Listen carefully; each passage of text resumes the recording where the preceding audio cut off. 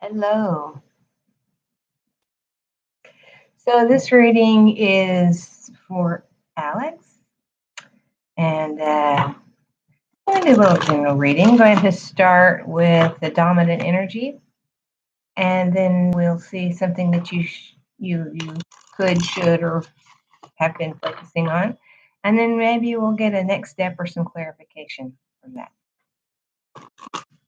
I ask that only angels, guides, and spirits of the highest vibration answer through the cards. I ask for grace, clarity, compassion, and objectivity in this reading. And then I can share a message of resonance. And I ask for permission to begin. So this is the dominant energy for Alex today.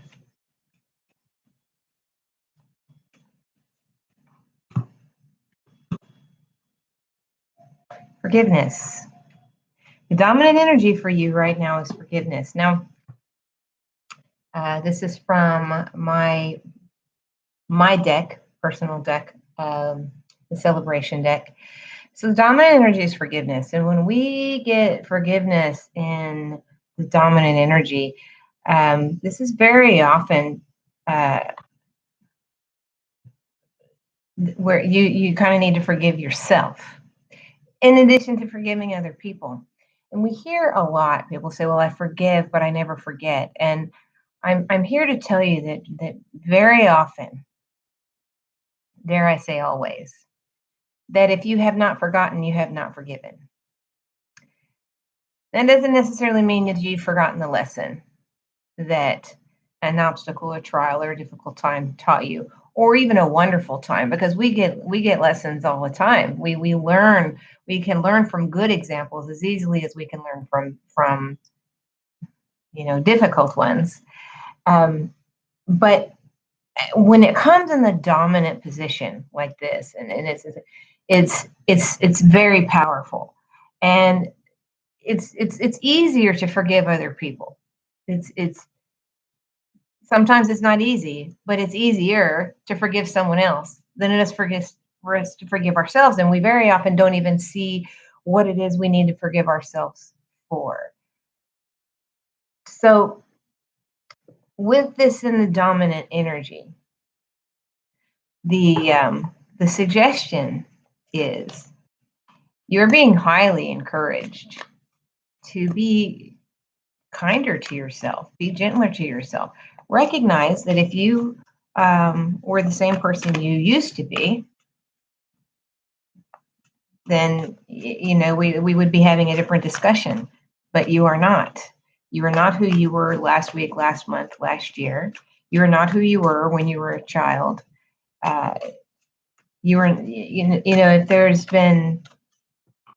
been sadness, mistreatment, trauma, anything like that, know that it wasn't your fault.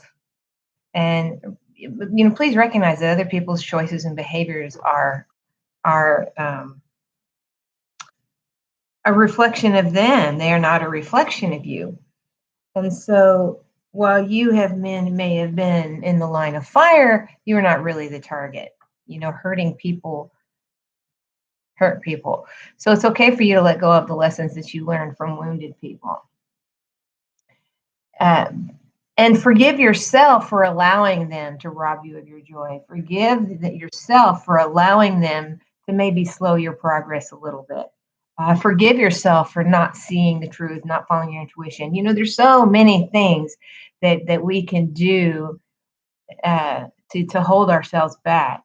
And one of the biggest is not being kind to ourselves, not being generous to ourselves. So be as kind, gentle, and generous with yourself as you are with others.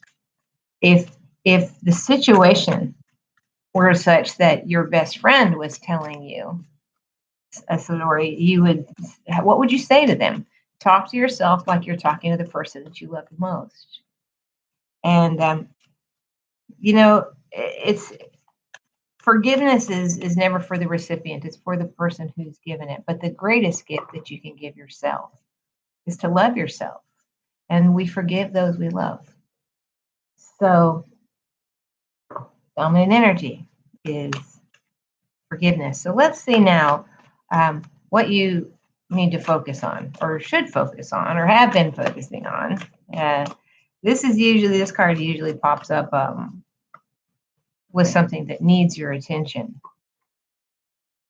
This is from the Wisdom of the Oracle deck by Colette Baron Reid. And you got Milk and Honey. And what you need to be focusing on is what you have to be grateful for. Be grateful for the abundance that's already in your life. I will tell you, I say this in almost every reading, that the universe responds much quicker to joy. And we're not always happy. But even in sadness and in trauma and in frustration, we can still be joyful. Because being joyful and being happy doesn't mean that you're happy every moment of the day, but it knows that where you are is temporary. It knows that whatever it is that needs to be forgiven is temporary. So we get Milk and Honey, which is all about, that's a very familiar colloquial phrase, the land of milk and honey. It's all about abundance and having everything that we need and everything being sweet and turning up roses. And, there's rainbows and bounty. And this is asking you to really pay attention to the good things and not pay so much attention to the things that are giving you stress and struggle. And that's not to say to ignore your responsibility. That is not what that means at all. What it is live with a grateful heart. Be joyful. Say, well, I'm not feeling well today, but I'm feeling better than I was yesterday. And I know that I'm going to be feeling better because I'm doing all those things that I need to do. Or, so I know I've had a little bit of an issue with a person or in a situation that hasn't been pleasant, but I'm learning from it and I'm growing from it. And things are going to be so much better. And the fact that this chaos has already started means that the storm is passing. There's light at the end of the tunnel. I have a roof over my head. I have people who love me.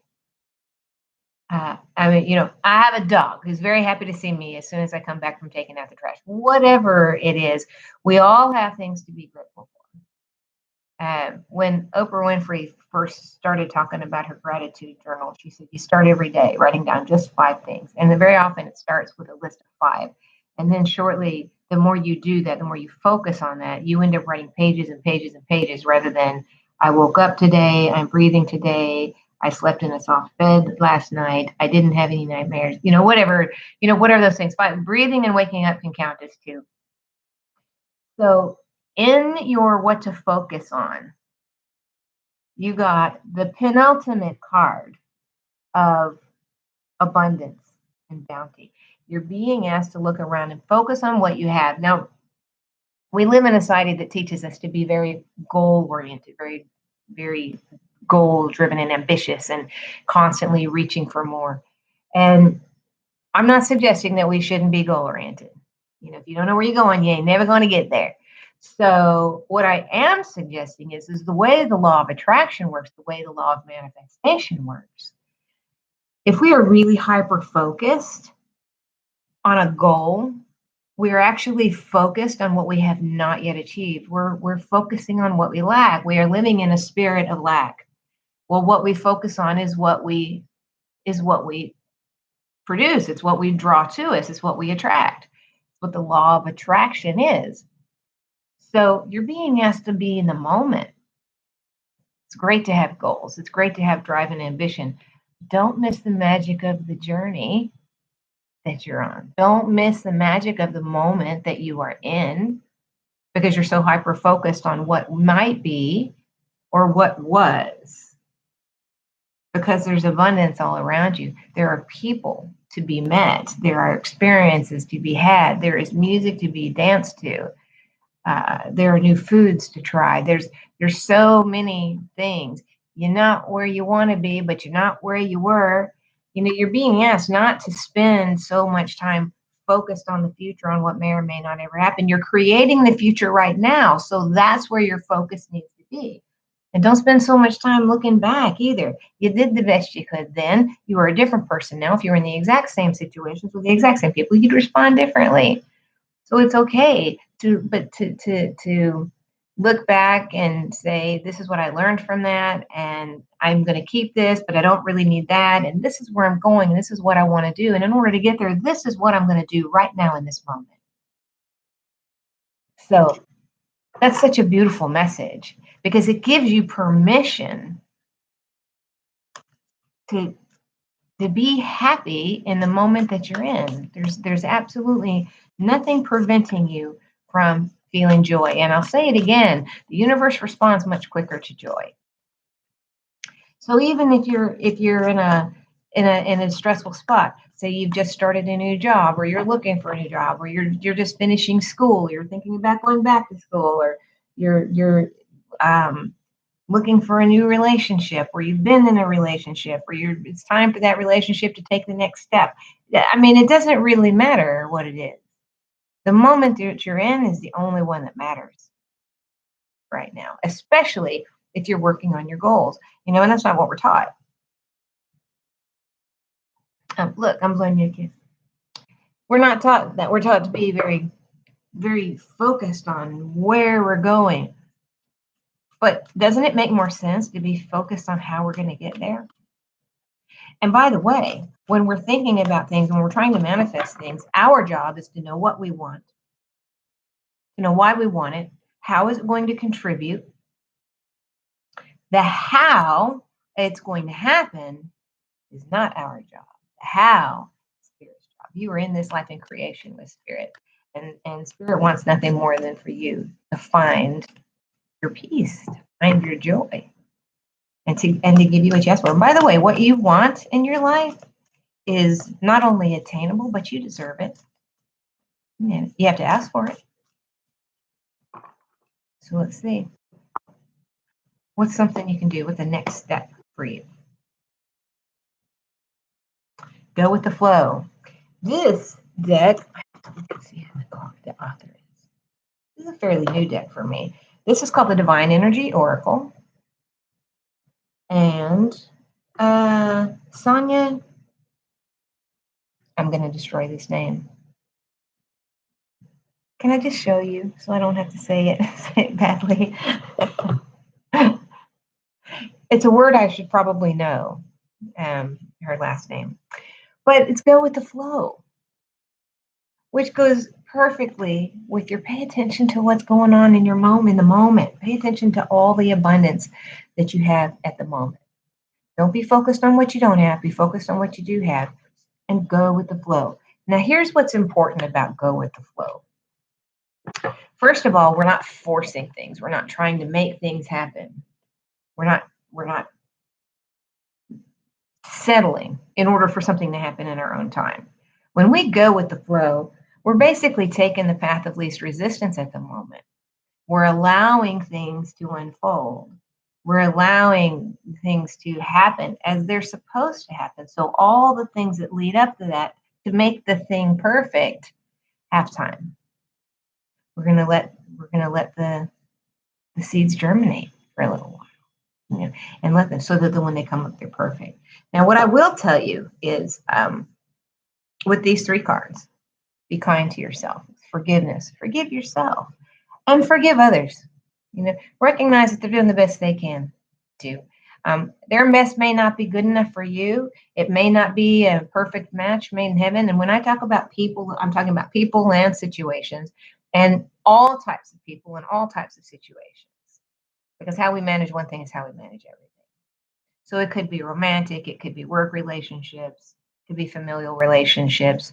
It doesn't matter, because essentially you're going to be blessed in all ways. So forgive yourself, be kind and gently to yourself. Live in the moment. Don't miss the magic of the moment that you're in. That's so important. And then go with the flow. Allow things to listen to your intuition. Your intuition is never wrong. So allow things to happen in their own divine timing. If you take the cake out a little too early, you know what happens. If you keep opening the oven, the cake is going to fall. Rest easy. Because what is meant for you cannot be taken from you. Now, I will say I'm compelled to ask you to give your thoughts some muscle, to give them some power. Make a list of the things that would really be ideal if you're looking for if you're looking for your soulmate, if you're looking for a life partner. What would be ideal? And be incredibly honest and incredibly picky. There's no need to settle. If you want somebody, use this example all the time. If you want somebody with one green eye and one blue eye, ask for it. Because quite honestly, well, we will say all the things, that everybody always says. And go, well, he has to be smart and funny and kind and compassionate, blah, blah, blah, blah, blah. When you really get down to it, what it is, because we'll say, well, I want somebody with one green eye and one blue eye. But it has nothing to do with the color of their eyes. It's what that represents to us. We want somebody with a great sense of humor. What does that represent to us? It's okay to ask for somebody who you say, I've had people say, well, I want him to be a particular height, but that sounds so shallow. So then when we dissect that, we say, well, we want someone who's a particular height because we want somebody that fits. We need a snuggle buddy, right? So I want a snuggle buddy that I can, I want somebody I can wrap my arms around. I want somebody who makes me feel safe. I want somebody that I can spoon with and fit just right. There's all kinds of reasons. It has nothing to do with being shallow. It has to do with your idea of the ideal. And when you really put some thought to this, the truth comes out about what it is that you want. I want somebody that's funny. And well, maybe you want somebody that's funny because they're the life of the party. But really, what you want is you want somebody that's funny because it's somebody who has embraced a joyful life. You want somebody who sees the bright side, who sees the humor, who's interested in making you laugh. So don't be shy about the list you make. You don't have to share it with anybody. If you're looking for the perfect job, do the same thing. What would make it perfect? Well, I work these number of days and this many hours, and my boss is like this, and my coworkers are like that, and I have say in this, and I get to do that. Write it down. Read it several times. Read it all the time. Carry it with you all the time. And in the meantime, go with the flow. Live your joyful moments. Keep a gratitude journal. But go with the flow.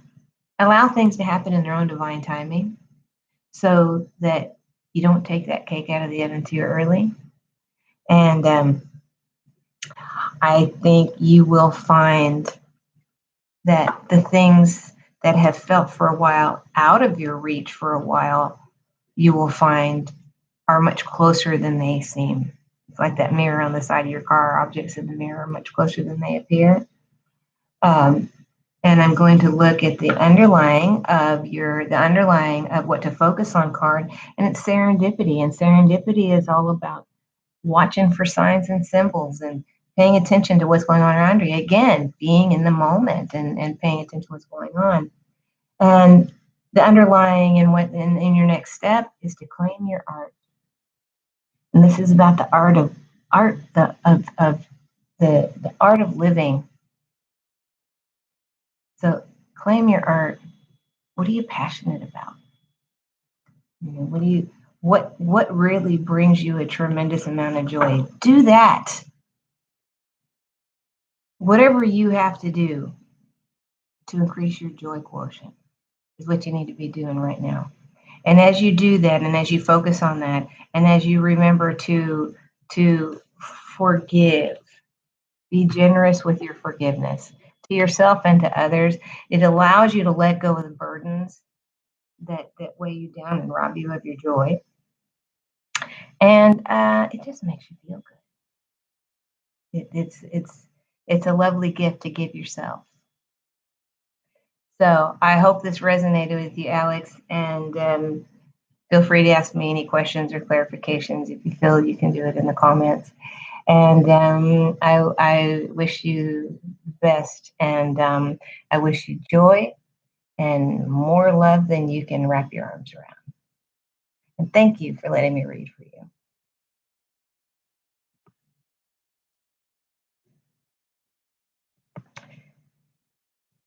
So when we